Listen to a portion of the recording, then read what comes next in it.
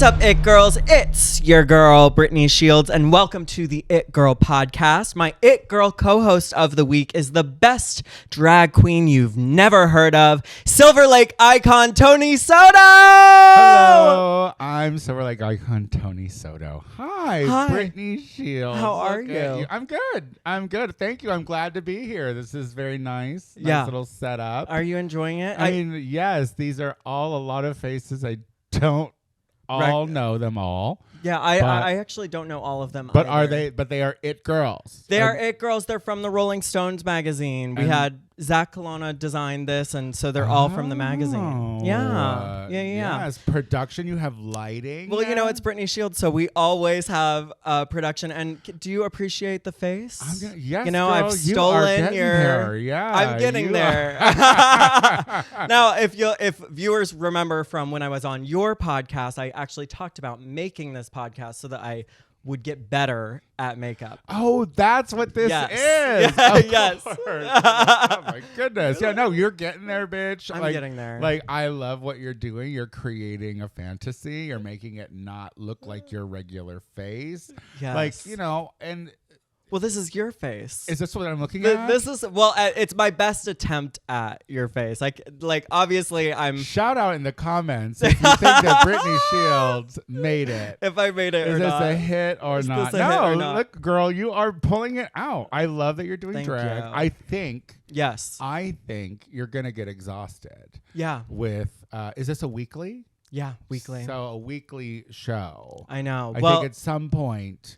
Well, you told me already you'll never run out of drag queens. Yes. Because they're a dime a dozen. Absolutely. I think is what you said, right? Well, I feel like I'm already booked through it's crazy. I have Really? so many people. Yeah. Oh my God, there's 52 weeks in a year. I know. Well, you know, we're gonna have seasons. We're gonna have seasons. So there's gonna be there will be breaks and this everything. girl. Here's the thing you have to know about Britney. You should always appreciate whatever Britney does because my God. she can't afford it, but she's still doing it. And it's always going to be a production. Yes. There might be backup dancers. Are they here today? They are. Bring them out. Yeah. Diego. No. Diego. I'm just always impressed with you. Thank I'm you. impressed with you because the thing is this is one of the most thankless jobs. Yeah. As drag artists, if you know, you know. But you aren't jaded by it yet. Not yet. And that's brilliant. Not yet. And you have the gusto for it. Thank you. Yeah. Thank you. Now, I, of course, introduced you as the best drag queen no one's ever heard of. That's something you say. Yes. I, of course, have been following you for years. I've been stalking you. For the longest time, you were the only drag queen who I knew as long of as I've and been followed. here in Los Angeles. As long as you've been here in Los Angeles, which is, how long is that now? It's 11 years in September, I think. Okay, so you pretty quickly started Learn the Words, Bitch. Yeah, right I mean, when after I moved here, it was like I moved here at 35 from Chicago after, you know, working already and doing drag and but being surrounded by budding stars, you know, the Shea Couleés of it all, the Trixie Mattels, the Kimchis and the Pearls. And you know, they saw the economy in it and they wanted the business of it. And I don't think I was ever a game show bound drag queen. I mean, I've auditioned a couple times, but for me it's always just performing in like a community environment and making a bunch of drunk F slurs laugh. You know what I mean? Yes, absolutely. But when I moved to LA at 35, I was like, well, if I'm gonna do it, I'm gonna do it. But I'm going to do it on my terms. I'm going to do it slow because I'm in no rush. And I talked to my friend Adam Silver, who had a relationship with Akbar, and I said I wanted to do one show, and this is the show.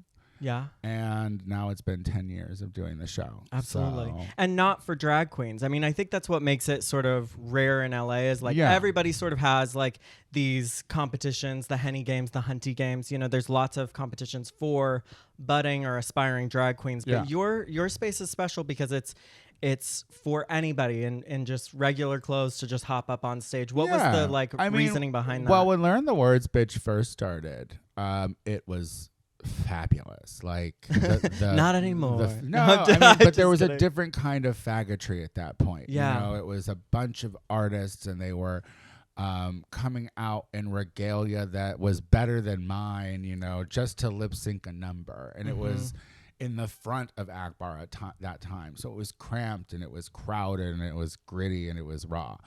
And it's evolved over the years. And I love that, yes, it's a lip syncing competition that anybody can do, because what we've seen in the wake of, like, you know, Drag Race, everyone has an opinion on a performance. Yeah. And or an opinion on drag. Everyone has an opinion on drag. And so for me, it's like, it's not about the drag. It's about the performance aspect. It's about, for me, it's about being the best, funniest MC I could be. Absolutely. Like, it's not about, so the drag is just an added thing to help make you more interesting. For sure. And you have this thing that you talk about, which is bathroom numbers. Can you talk a little bit about, like, what a bathroom number is? And so like, what I that think sort of that means? From straight all the way to gay, we all have a number that we will crank up when we are in the shower or we are getting ready and looking in the mirror, that we are just performing for our lives boots. Yeah, absolutely. And so it's like, well, I know you feel like a diva in your bathroom. Yes. So bring that to the stage and let's see what it looks like on stage. And now we have such a nice eclectic mix. Like, budding drag artists come out and use it as like an open mic scenario. Yeah. Plainclothes people, then people will come in costume, or they will put like together interesting mixes and funny and like topical and political. And so for me, it's like an opportunity to see what regular folks have to offer. Because sure. I mean, drag queens, yeah, this is not easy to do. Yeah. But it's not it. It's not it. What do you mean? Like, it's not the only thing. Like, come out and do something too. Right, you know what I mean? Yeah, like, yeah. Show me some person. Show me what you're thinking. Yeah, show me something else. Like I'll go to a drag show and see drag queens. I love Yeah. that. But let's have a floor space available for others. Yeah. Well, I always tell people it's a great place to cut your teeth for any sort of performer that is, like, you know, just hopping off. Of course, like, I didn't grow up dreaming of this. of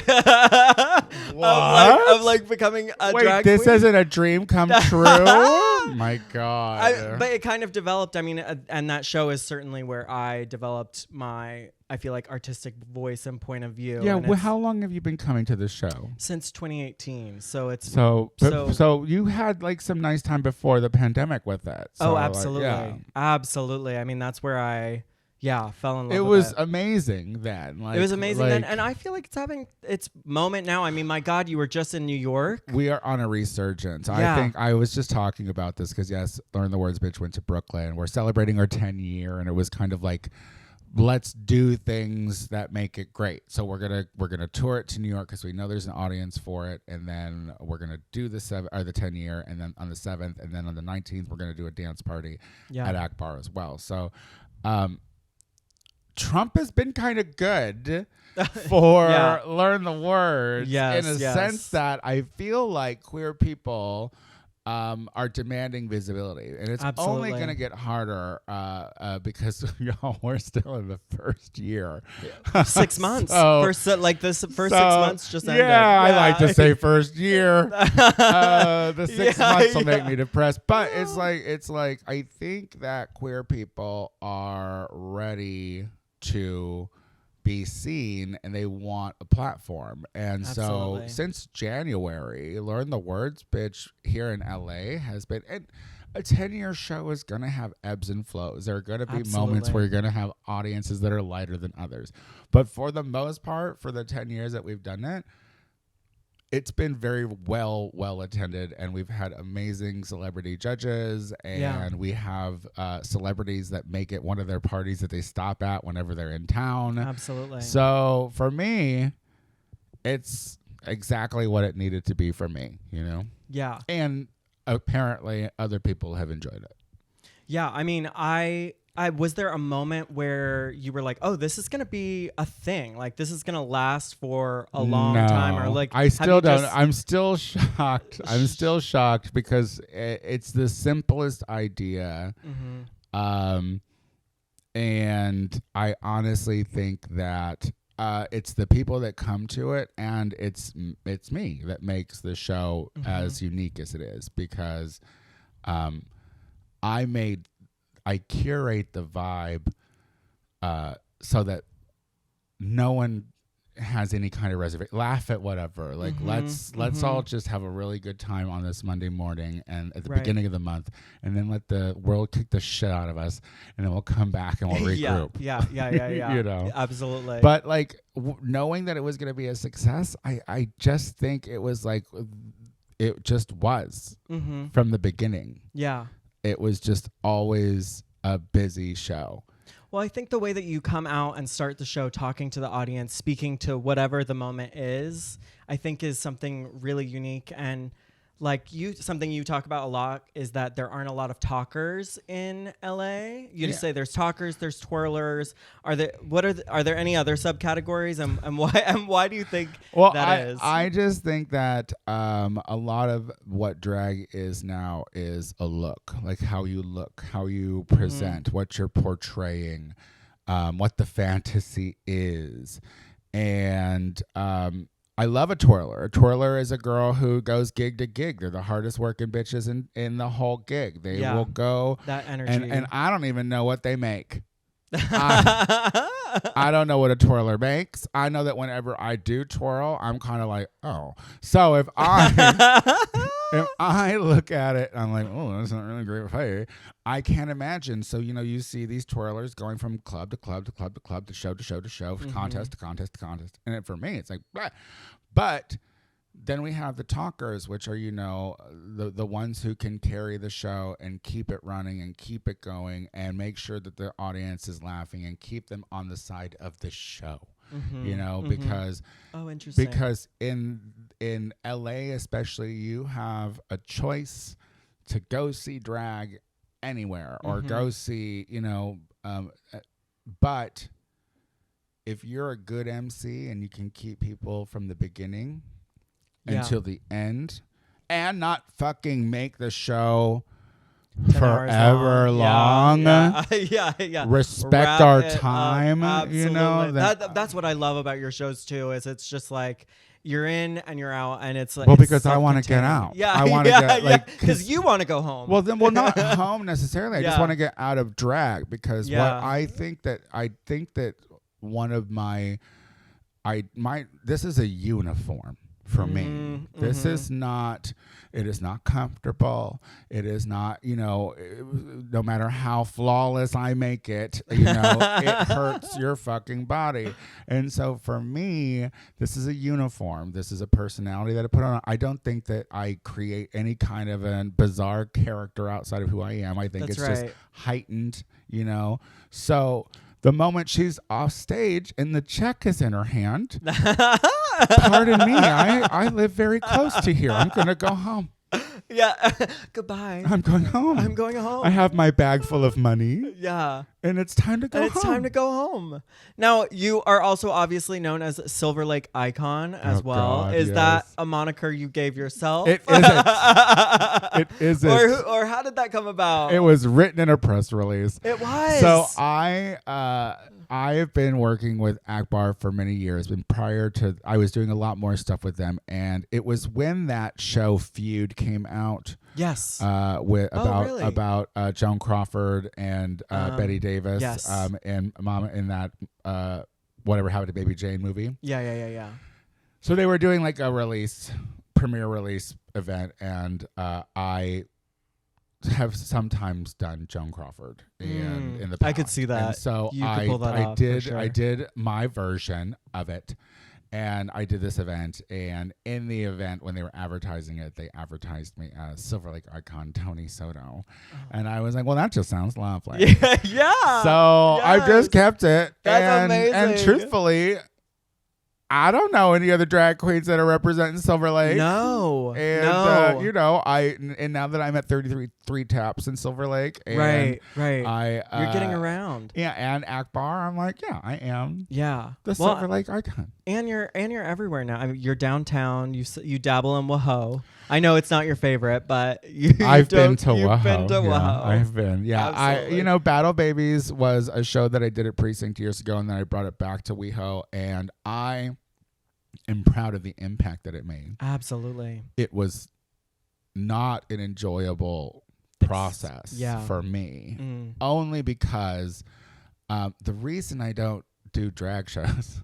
And the reason why I don't do drag competitions is because I can be a little crude and I can make jokes at the expense of these drag artists. And doing an amateur drag competition, the people are not there to see me. And they are not here to see some. No. I don't hate it at all.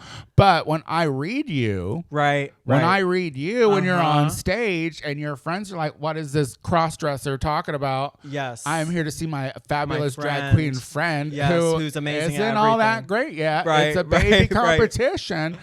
So a lot of my humor was missed there.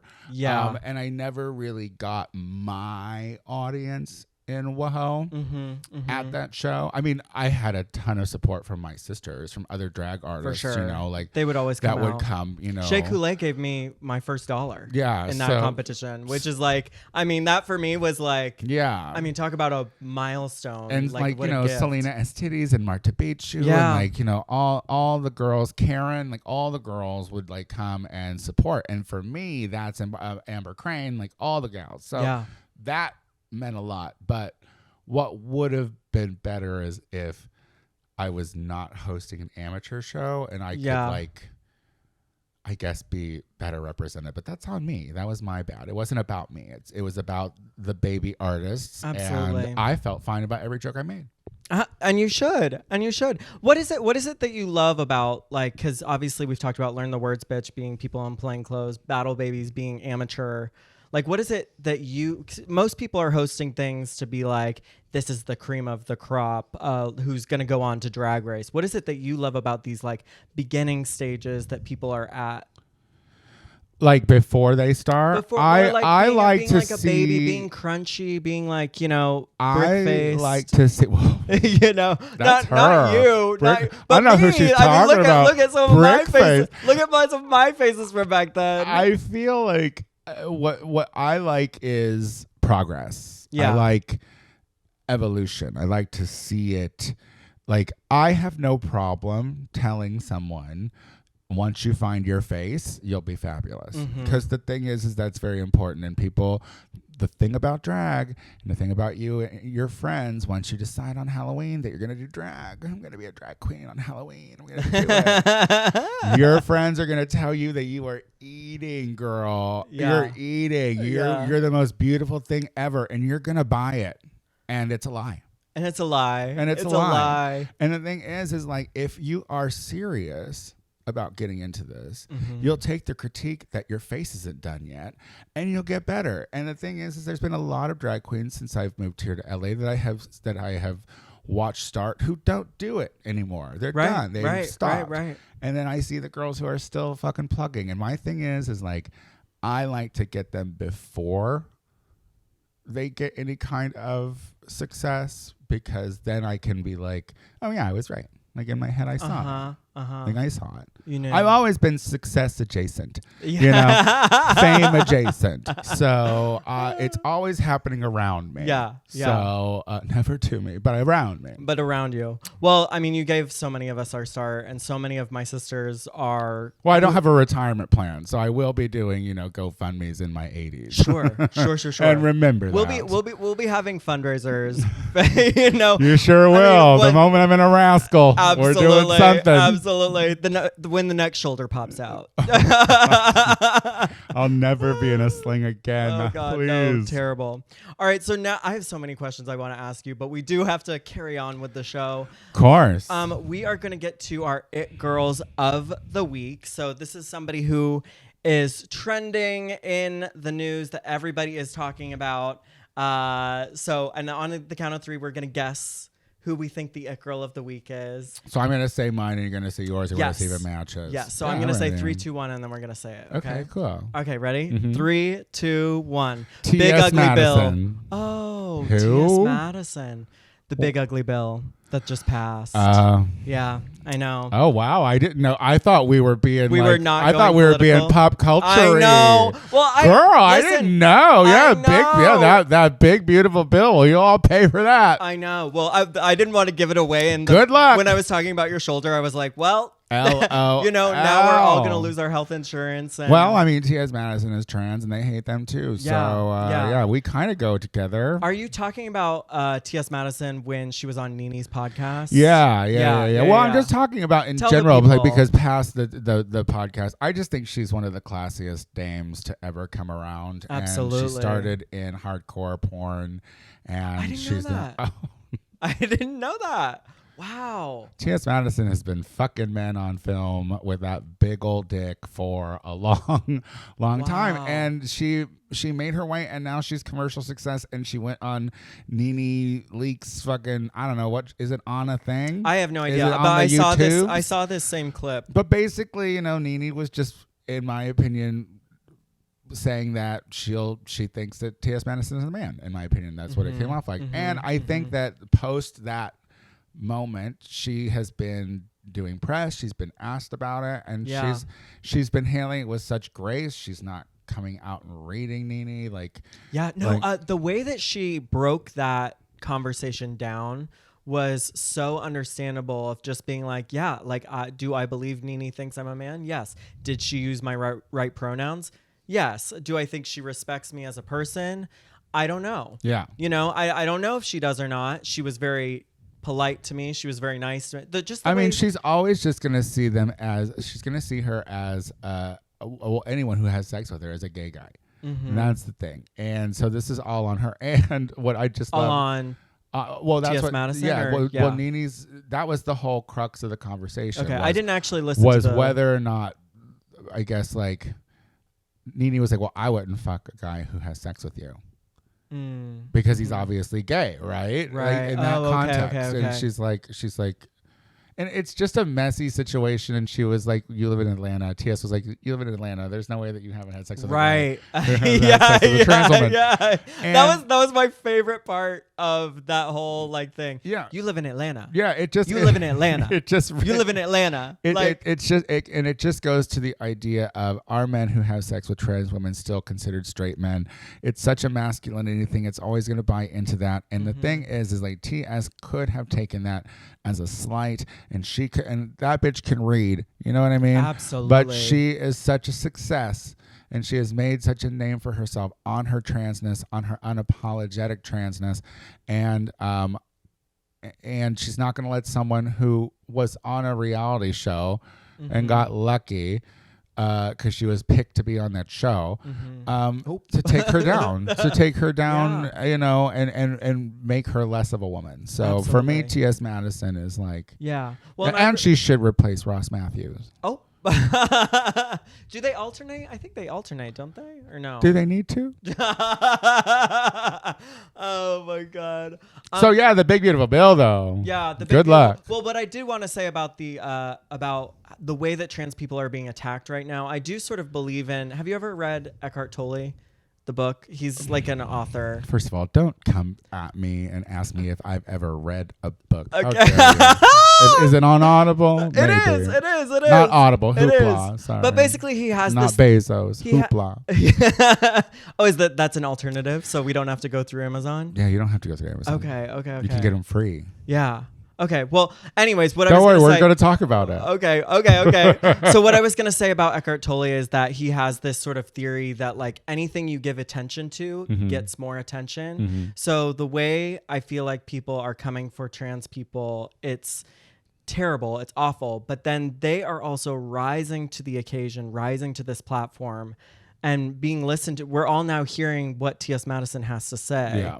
And and promoting that. I just want the LGs and the Bs to understand that like they're a sounding board for new bigotry, and it's coming back to us in a heartbeat. And I just need to stand up and say that it's trans women of color who are taking the brunt of this kind of abuse. Absolutely. And that bathrooms are unsafe because of this, because straight men now have this entitlement to storm into bathrooms for some reason. And it's only going to affect regular women because people just pee. Okay? People just... Well, and poop. Yeah, well... Sure, but that's between you and your maker. Yeah. And for me, I just want... 1, 2, or 3. I want, like, queer people to stand up behind trans women, because there's a passability issue. If you come off not looking what the standard needs to be for a straight guy or a straight woman to feel comfortable, then you're in trouble. It can I don't know. Well, it's not me. You know what I mean? So yeah. Well, that's how I feel about a lot of like cis gay men, is like that they are not sort of joining this fight in the ways that I feel like we all need to in this moment. Yeah. You know, like I think we all can do a better job of like making trans people feel safe. 100%. Yeah. Yeah. So the big, beautiful bill of it all, I kind of feel like it's so terrible that it could be the breaking point for a revolution, or what do you think? What does that mean? Breaking point for revolution? I mean, I think that because only true revolutions come with violence. So if we're asking for that, no one condones it. No one condones it. No one condones it. Yeah. Yeah. No, I have no faith in the American people. I think they have successfully made us lazy and dumb and unhealthy. And I think that the way that this big beautiful bill is timed, it's going to be affecting. I think that when they start, the shit starts taking effect, I think it's going to start the 2026 primary. So when the Republicans lose the House and the Senate, when shit goes badly, they're going to blame the Democrats, because we have the memory of goldfish in this country. We swim around one rotation of the bowl, then we forget. Yeah. So, and then I think the big shit's going to happen when the presidential election happens, and when that shit all goes, they'll probably elect a Democrat who's no better, and then all the shit will hit the fan, and they're going to blame the Democrats. And so it's going to be a vicious cycle. Hang on. But remember, it's what almost 80 million of you wanted. So good luck. Here's the thing. I'm very, very fortunate to live in California. Yeah. And Newsom is a scumbag, but he hates Trump. Yes, he loves to piss contest with Trump. He does. So he really does. He'll do what he can while he's governor to make sure that we're good. And I don't think California is going to vote in a governor who would fucking give Trump any kind of reign here in California. So while I'm in this country, I shall stay in California. Yeah, absolutely. That's how I feel too. My family is like, come back to Georgia. I'm like, come back to who? Georgia. No, Georgia. No. We're not coming back to you unless she's shooting purple. a movie. She was purple. Unless she should. Yeah, but that took work. It did. And that is slippery slope. Yeah. So turn fucking blue. And listen, I don't even fucking buy that Democrat bullshit. I am an independent, because you have to register as something, but I'm a budding communist. Let's be real. Oh my goodness. Well, so hang on. I mean, everybody, the thing is like I love that you got political about it, because I don't think that a lot of people want to talk about stuff like this, because they want to talk about the laboo-boos of it all, and I'm like, let's your laboo-boo is not going to pay your fucking rent. Well, listen, I was searching for something else. Like, I mean, of course I saw the TS Madison clip. For me, I was like, oh, she's a niche girl, because it's more just being directed to us. It's not what everybody's talking about. But like, there wasn't really anything else going on in the culture that like. Yeah, that's why this show will be exhausting for you. Yeah. finding say that, things. But I was gonna say this in our first segment. I've been watching you, bitch, do every first Monday of the month for 10 fucking years. It's hard. So I mean, every week is obviously a big commitment, but I think I've seen and learned from a certain work ethic. But doing a weekly podcast as well, because, you know, I've done the Tony Soto show for as long as... And the Gay Power Half Hour. Right. It's coming back, I promise. Is it? We are friends. We still love each other. We're waiting on bated breath. But, like, it's trying to keep consistent and figure out what people will want to listen to and what you want to say. It's finding the content. That will be... That's the most stressful thing about doing a weekly show, is, like, finding the content and hoping that it's interesting. Well, and that's something that I personally learned from doing the Learn the Words Bitch shows as a performer, is how do I personally maintain momentum, creative momentum from month to month, and get up and come up with an idea and and that's why I attached myself to pop culture, is because you love it. Yeah, because I'll always have something that I'm inspired by, and I'll always have something to say about, the current moment. You or the teach me current something thing. new every day. I never know what you're doing. Well, are you watching Love Island, by the way? I am not. Of course you're not. I'm not either, by the way. But I just know that it's the thing That's the thing. It's the only cultural thing that is like currently happening because everybody's out of work. Everybody's out of work. But well, yeah. I mean, except for. Does it rub off on people? Because listen, I am gainfully employed. Well, listen, the AI. Wait a minute. What do you mean AI is taking whose jobs? Oh, so it's going to take all the network executives' jobs. And we're going to run out of water because of it. Yeah. Get off Chat GPT, you bunch of dummies. It takes so much water to keep that goddamn thing cool. We're running out of water. And Nestle owns the rest. Nestle owns the rest? What does that mean? Tell me. Nestle is like literally buying up all the natural water wells and fucking owning all the natural water. So when the water wars happen, have you ever seen Tank Girl? Watch Tank Girl. It's a great movie. Have you seen Tank Girl? No, I haven't seen Tank Girl. How young is this show? It's How young is this show? This is the third Have you week. ever seen that could have been Have her you girl who seen got League of Their away. Own? Yes. Okay, That's the one with Rosie O'Donnell. The kid's sister that plays Kit, she's in Tank Girl. And it's all about like water is gone. And then there are kangaroo people, one of them played by Ice-T. Oh, okay. Yeah. Kangaroo people? Yeah, you gotta watch it. Oh my. It's a comic book movie. Okay. But it's about there not being water, and the villains kill people by like stabbing them with something and sucking all the water out of them, and then they drink it.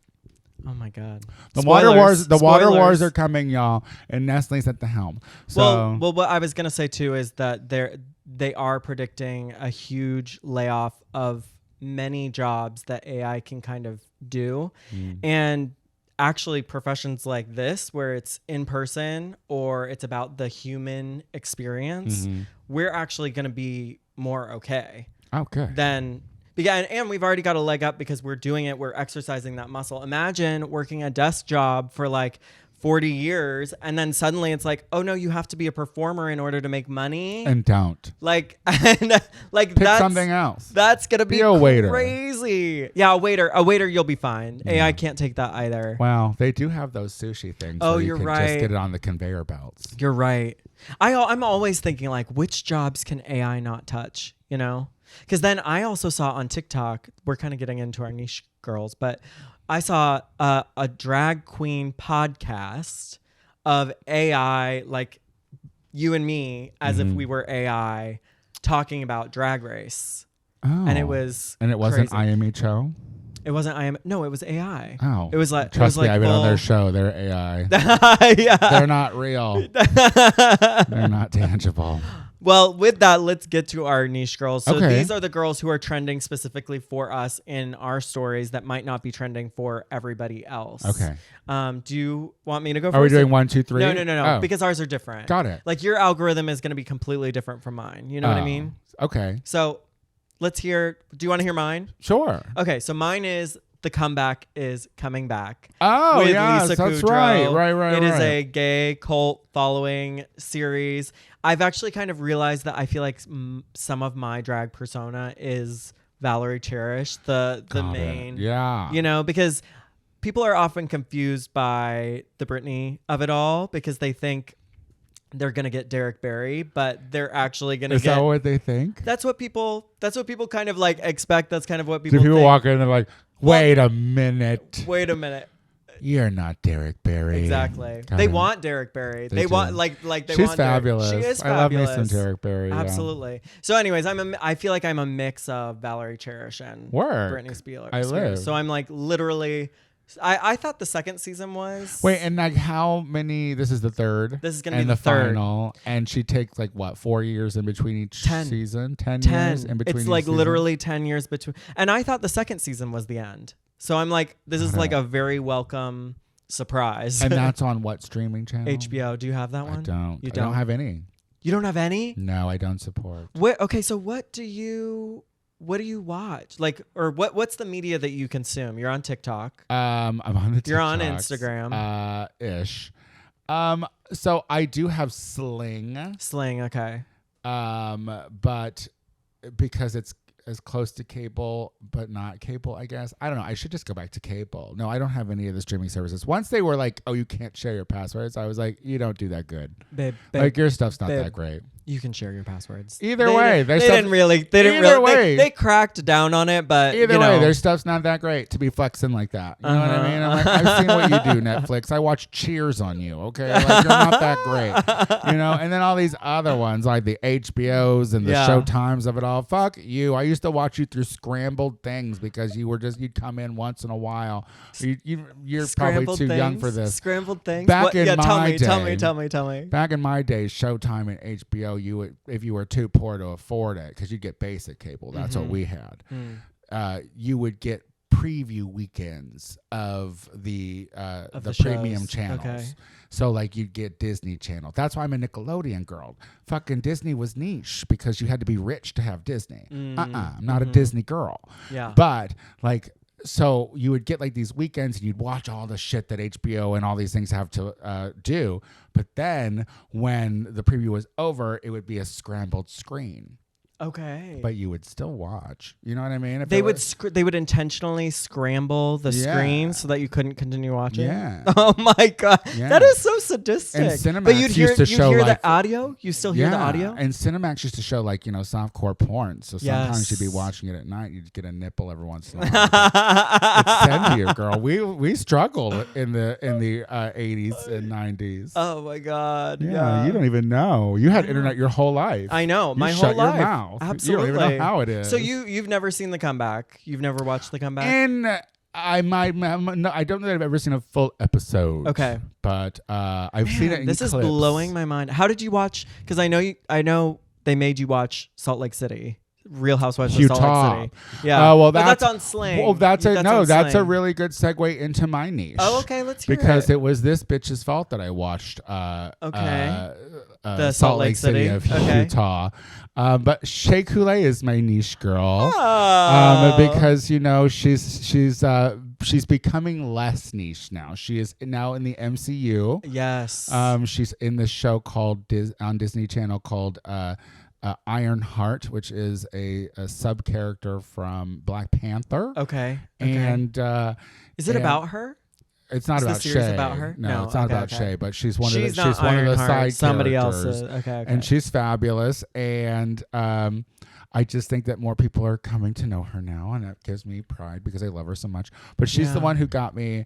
I spent Christmas with her last year, her and her partner Dan, and they made me watch all of season 5. Yes, because I was there for 7 days, which is too long to spend. That is a lot of time to spend with somebody. When you have friends who just like to stay home and watch TV. But so we watched all of season 5, and I was like, well, God damn it, now I'm involved, but I don't have any way to watch it. So I do have their Peacock login. Sure. See, so there I do have Peacock, but it's not my login. I was invited to Shea's premiere that they did at the El Capitan, but I had to end up working, so I missed it.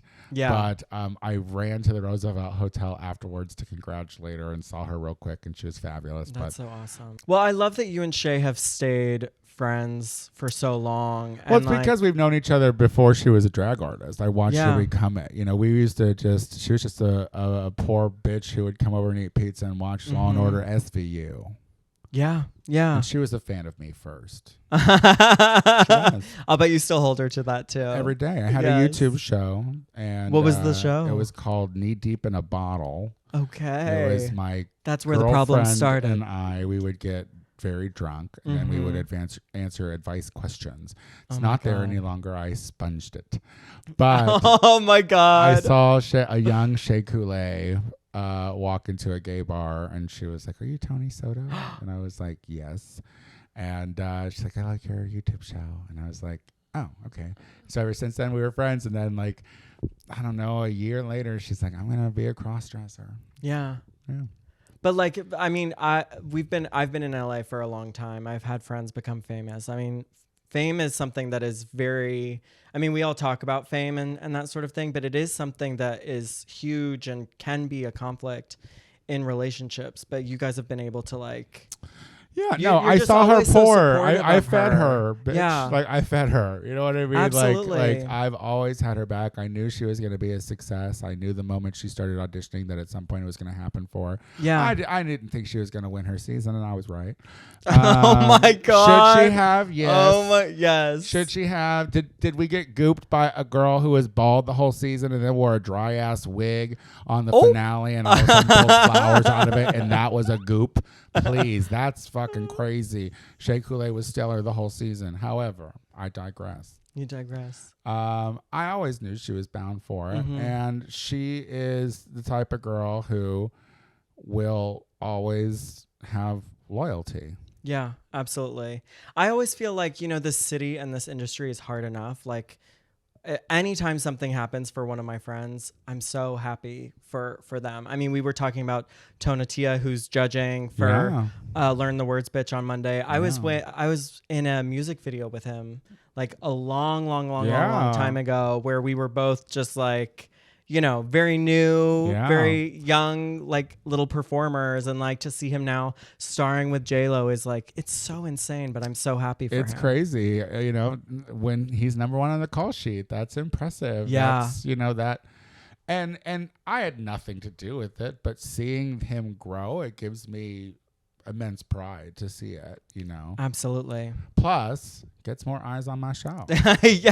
Well, that's the thing. That's the thing that I don't understand with like people who get like jealous or spiteful or anything. It's like, girl, like if you just like hang and set those feelings of jealousy aside and be like happy for this person. If you're like, here and you're spiteful and you're jealous, then you're not going to succeed in this business anyway. Yeah. So, and you might not succeed in this business if you're nice. Yeah. The thing is, absolutely, it might not happen for you. It is a matter of luck for a majority of the people who fucking get, so for me, it's just like, I'm not in search of fame, but I know that I have made an impact. And I know that if I was to die today, that at least half a dozen people would talk about me. We would talk about you for sure. Yeah. For sure. Okay, so now let's get to our it girls who got away. Yeah. These are people that the society has slept on or did not give their flowers. We're going to have 1 minute to sort of pitch this person to the world and hope that it creates a resurgence for them. Oh, good. Yeah. So do you want... Yeah, I'll go to this. You want to go first? Time, yeah. Okay, can I borrow your phone? Oh, yeah. Okay. Don't scroll. Yeah. Okay. So, Tony Soto, this is your it girl who got away, and go. My it girl that got away are public libraries. That's right. The importance of a public library. Do you know what you can do at a public library? Anything you want. You can 3D print. You could start a podcast. You can write a paper. You could do research.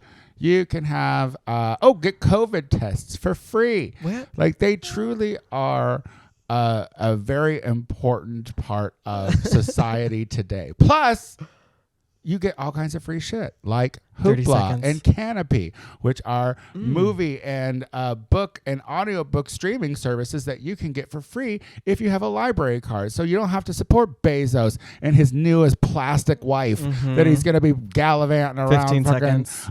Bullshit. So go back to your public libraries. They are important. Drag queens read there. And yeah, that's good. That's all I'm going to say. Go to the public library. Get your library card, you bunch of illiterate jerks. And that's 1 minute. Amazing. It's so good. That is so true. And like, I mean, America's just getting dumber by the day. By the day. Yeah. And I think like all this defunding of libraries and all of that sort of thing is just like, I mean, we're in trouble, girl. Yeah, if the government's trying to shut it down, it's important. Yeah, so absolutely. Mind that. Like, yeah. Yeah. What about you? Good job. Oh well, are you? Oh, I got it. Yeah.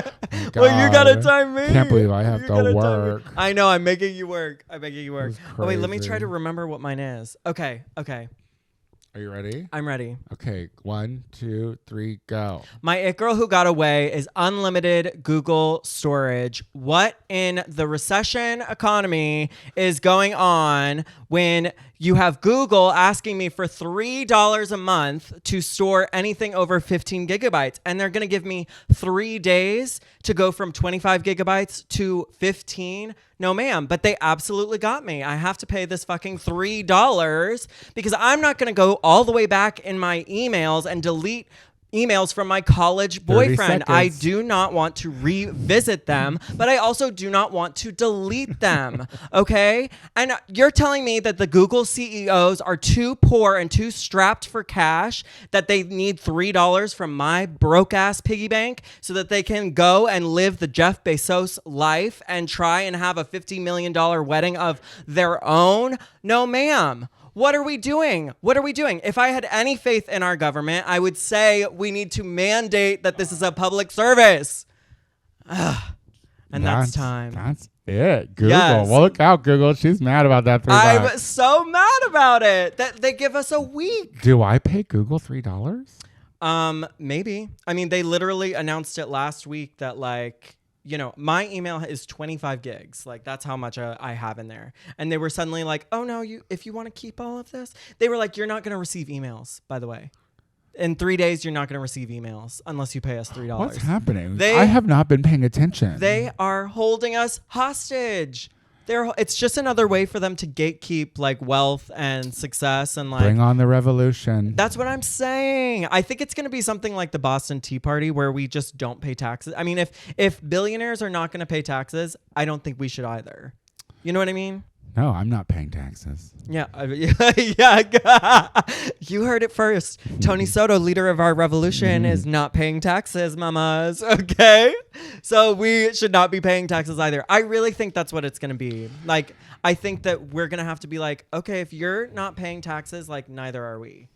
I mean, that's how we've traditionally done it. If you read books and you see that that's the way it was done. Yeah, I mean the Boston Tea Party is a little rouged up for, propaganda and patriotism. But yes, overall, well, just a bunch of white American elitists who wanted to build a country on the backs of slavery, but they didn't want to pay taxes. Mm-hmm. So so they're doing it again. Yeah. They're going back to the old playbook and trying to. What's wrong? Move to Mexico. Yeah, they're the 15th richest country in is Is that true? Yeah. Mm-hmm. What's your favorite city in Mexico? Where should we all be checking out? I love Puerto Vallarta because it's very gay and slutty. Gay. But Guadalajara is one of my favorite cities. Okay. Yeah. Have you heard of Zipolite? I have not. It's the new one.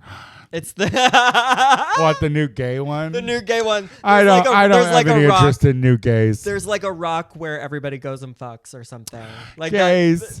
Yeah. Gays. Keep gays. Do you know that the Elysian Park cut back the hedges? Because Elysian Park is very cruisy. Oh, is it? The park outside of the Dodger Stadium. Is that where you go? How dare you? I don't know what you're talking about. I am a Christian cisgender woman. But if you were to go to the Elysian Park to cruise, they did cut back those hedges. Damn. To cut back on the cruising. Ugh. Well, that's not what they'll say. This truly is Trump's America. Yeah, girl.